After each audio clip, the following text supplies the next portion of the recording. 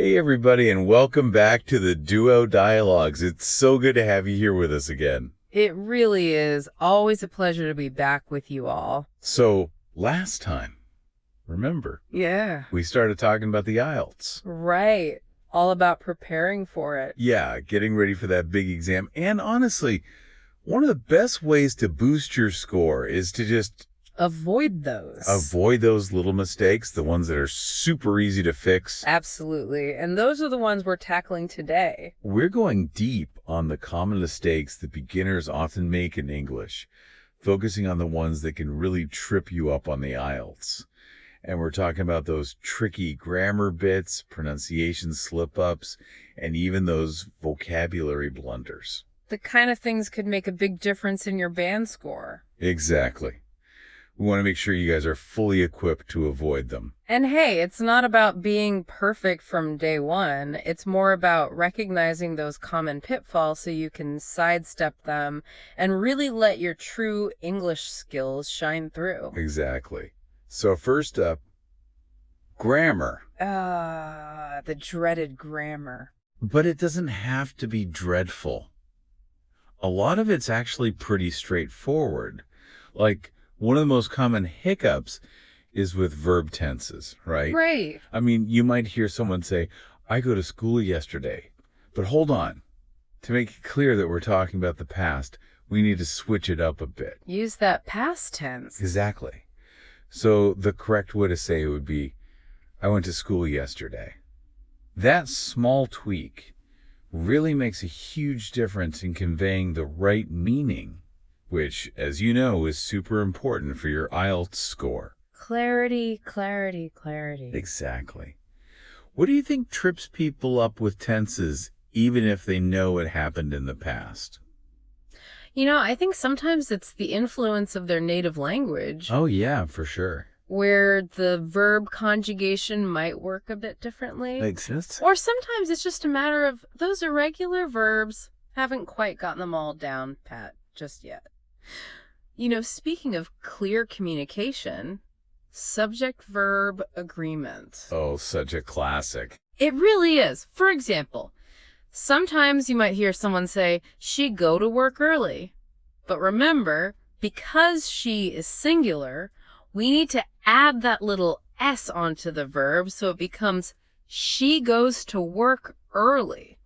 See, these agreements, even though they seem small, they actually play a big role in showcasing your grasp of English sentence structure.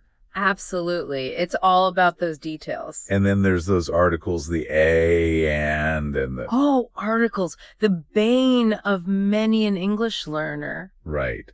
And such a common mistake is forgetting an before a vowel sound. It happens all the time. Like, someone might say, I saw an elephant in the zoo. I gotta have that an. Yes. The correct way is I saw an elephant in the zoo. It's all about remembering that rule. When a word starts with a vowel sound, you need an before it. It can be tough, though, especially for learners whose native languages don't have articles or use them differently. But once you get the hang of it, it really does make your English sound more polished. You know, it's funny because I remember struggling with articles myself when I was first learning, well, you know, another language. Happens to the best of us. Okay, let's shift gears a bit and talk about pronunciation. Pronunciation, another biggie on the IELTS. It really is. And one common area where people trip up is with those silent letters. Take Wednesday, for instance. Sometimes people pronounce the D, making it Wednesday. When really it's Wednesday. Exactly. No D sound to be found. Same goes for knife. That K at the beginning, totally silent. Just knife. Why do you think English has so many silent letters anyway?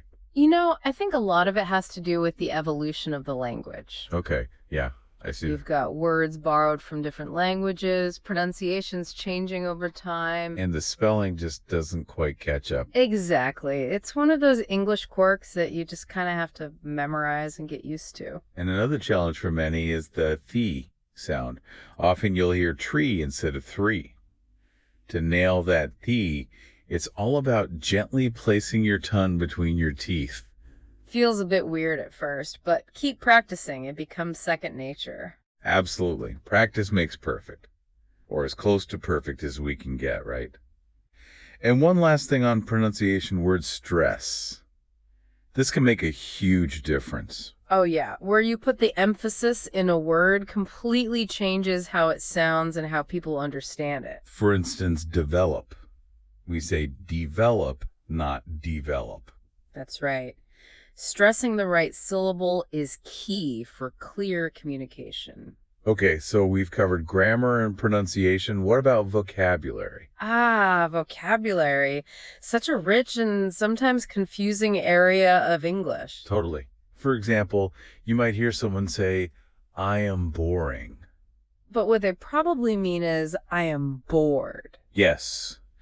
Boring means you're making other people feel bored. While bored means you yourself are feeling uninspired or uninterested. See how one little letter can make a world of difference. A huge difference. And then there are those tricky false friends, words that might look familiar to words in your native language but have completely different meanings in English. Oh yes, those are tricky. Like, someone might say, I am very sensible today, thinking it means they are logical. But in English, sensible usually means practical and reasonable. What they probably meant to say was, I am very sensitive today. Exactly. And these false friends can definitely lead to some awkward misunderstandings. It just goes to show that memorizing word lists isn't always enough. You've really got to understand the context and how the words are actually used. Nuance is everything. And let's not forget word order. A typical English sentence follows the subject-verb-object pattern.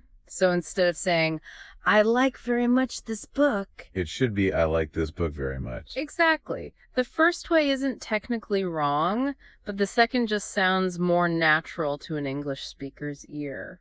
So, given all of this, how can people avoid these common mistakes? Well, one of the most effective things you can do is really immerse yourself in the sounds of English. Like listening to native speakers. Exactly. Movies, TV shows, podcasts, they're all fantastic resources. And really pay attention to how the words are pronounced. Try to catch those silent letters. Practice that V sound. Active listening. Yes. And to go along with that, try practicing speaking out loud every single day. Even if it's just talking to yourself. Even then! It's all about getting those sounds and those sentence structures out of your head and into the real world. And you know what can be super helpful? What's that? Recording yourself. That way, you can actually hear how you sound and compare it to native speakers. Oh, that's a great idea. And I think we can't forget about the power of technology, right? Grammar checkers like Grammarly are a lifesaver. Absolutely. Don't hesitate to use any resources that can help you catch those little slip-ups. And you know what else is super effective for both pronunciation and grammar? What's that? Reading out loud.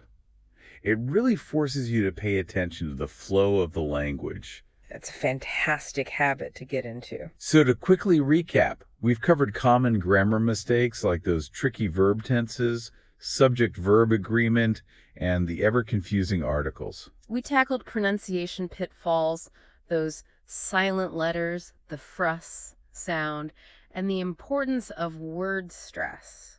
And we explored some common vocabulary mix-ups, including confusing words, those sneaky false friends, and even word order.